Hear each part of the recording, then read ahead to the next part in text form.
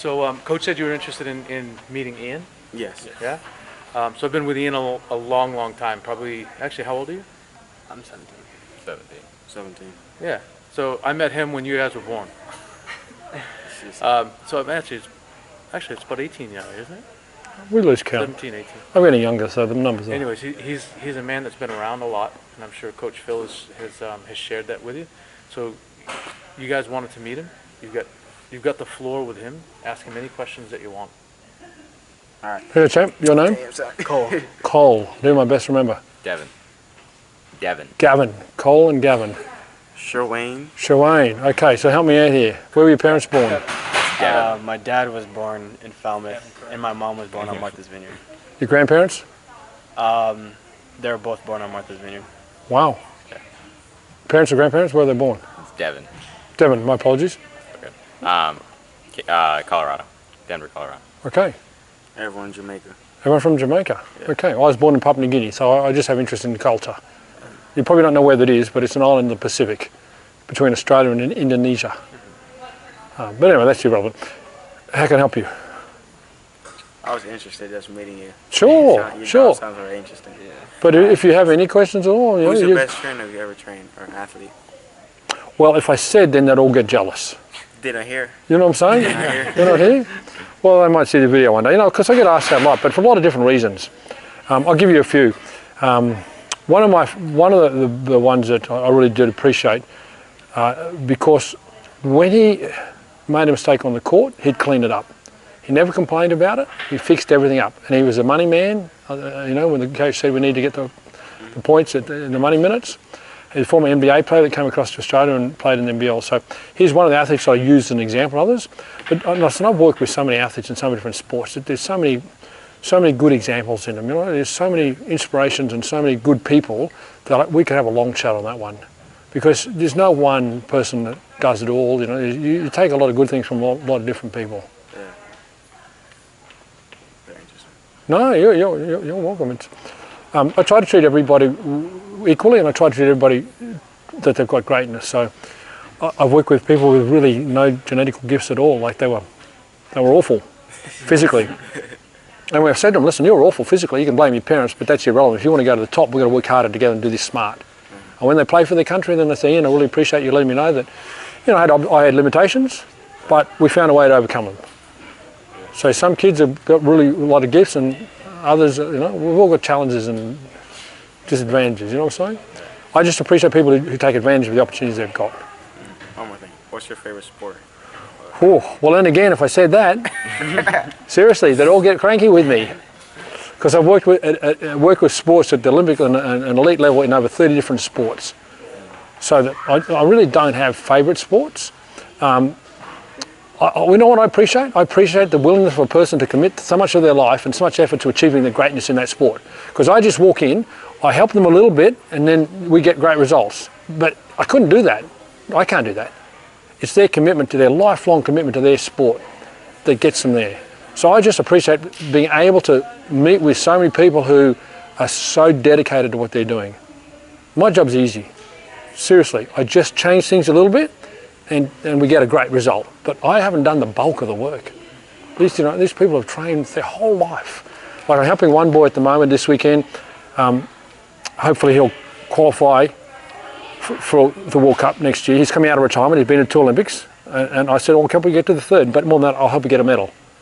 So he's got to qualify to race in the World Cup. He's got to race in the World Cup to qualify the World Championships. He's got to race in the World Championships to get picked for the Olympics.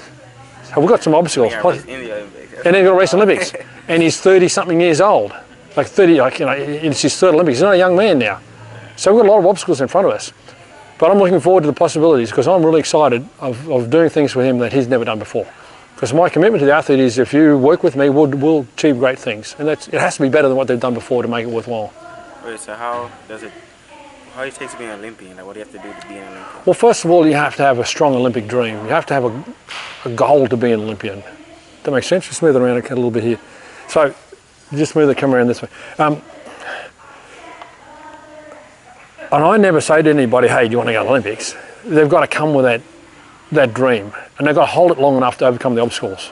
Because you just don't go to the Olympics. what I'm saying? Yeah, I know it's hard. So I'm like, what's how You- hard you have to work to get. Well, it's not about hard work. It's about the clarity and the determination, like the very clear vision. I want to go to the Olympics, but I actually don't want to stop there. I actually, personally, for me, going to the Olympics it's great, but I want to go and medal.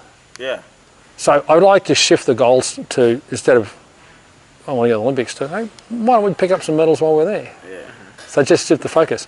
But hey, you know, it's amazing the diversity of people that do get to the Olympics because of the diversity of sport. Your opportunities are there if you're willing to take them. But I don't make the decision. My job's really easy. People say to me, and I really want to go to the Olympics. And I said, what's holding you back? And we work and find out, and then we fix what's holding them back. So I think it's a pretty normal process. I think it's available to anybody. I'm a big fan of the Olympics in that when you win something there, you're the best in the world.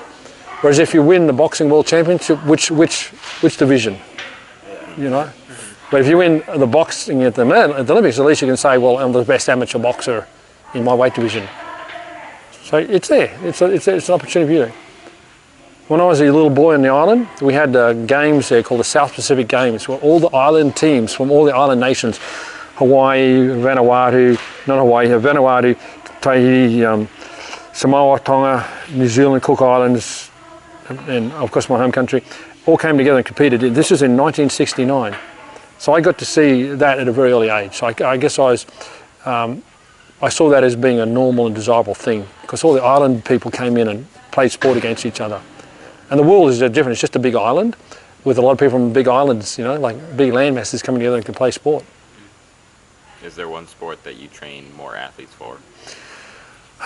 There would be statistically, but that doesn't mean I treat it any differently. I may have trained more rugby players than another sport.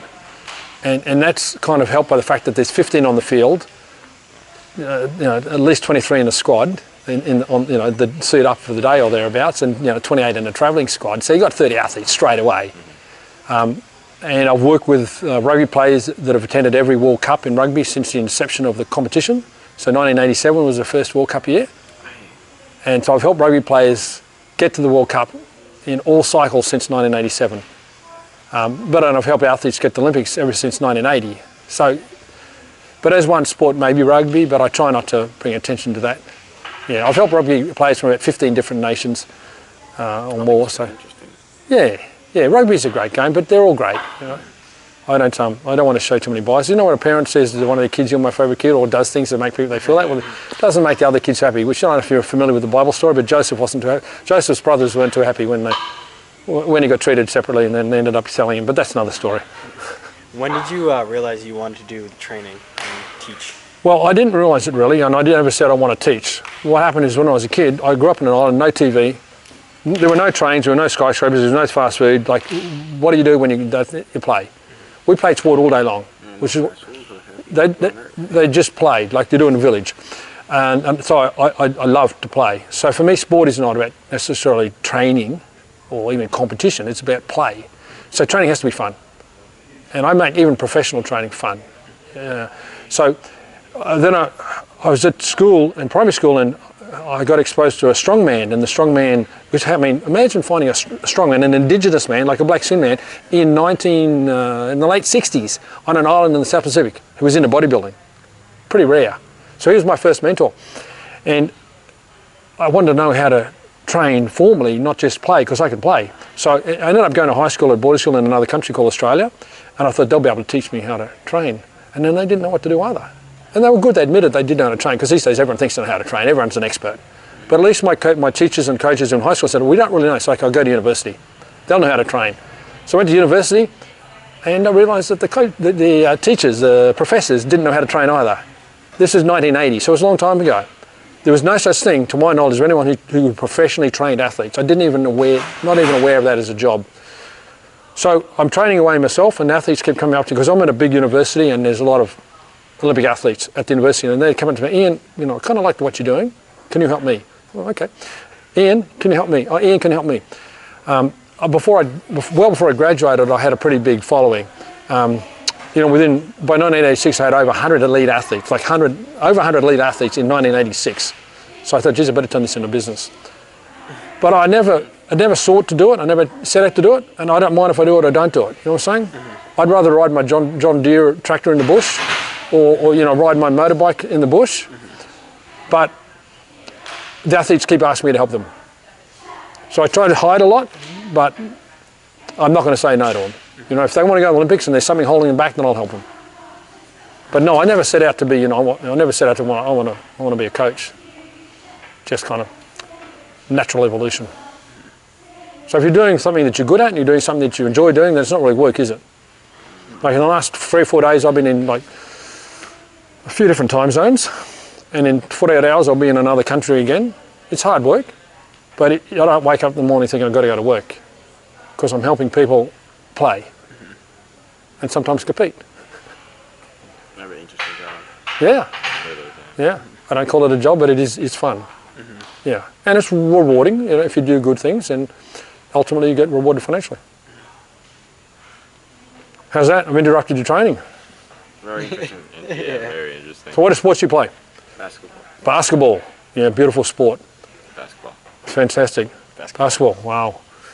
Basketball's a great sport because it's something you can do anywhere, anytime. You know what I'm saying? You don't have to put too much equipment on. You know, it's something you can do the specifics of all the time, which at the same side is the downside, which means basketball is often scrimmage too much. You know, they play too much, pick up too much. Because other sports, they can only do when the whole team comes together, where you can finish the training with a basketball team and then they walk down the road and see a pickup game and they'll go and join in. But no, it's fantastic. I've met a lot of good people in basketball.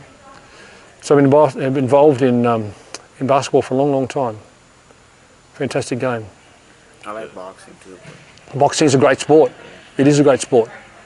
I was involved in the Commonwealth Games in 1982 in Brisbane, which is like a next level down games.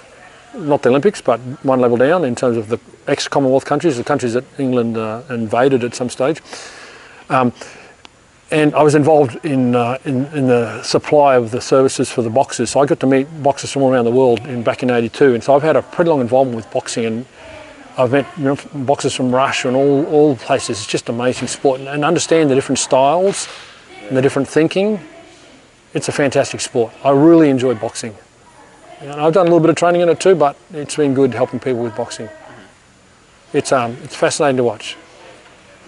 Who's your favourite boxer? He's gonna say Floyd Mayweather. I know, I was, but then like Floyd's just too hype. I think Floyd is too hype. Yeah. I forgot his name though. Yeah, that's okay. Cause he hasn't boxed in a while. Yeah, it's the money can sometimes corrupt the game, eh? Yeah, I don't really like Floyd that much. Yeah. That's all I it don't is. like Pacquiao either. But you can learn a lot from watching their styles in the ring. Not necessarily their lifestyles out of the ring, but you can watch their styles in the ring. Yeah. Excellent. Anything else I can do to help? I think that's pretty much it. Yeah, no problems. Well, let's go back to your training session. Thank you. Because no coach here is just saying, come on in, get out of here. Thank you. No, you're welcome. Appreciate it. Yeah, thank All you. the best. You're welcome, coach. You're welcome.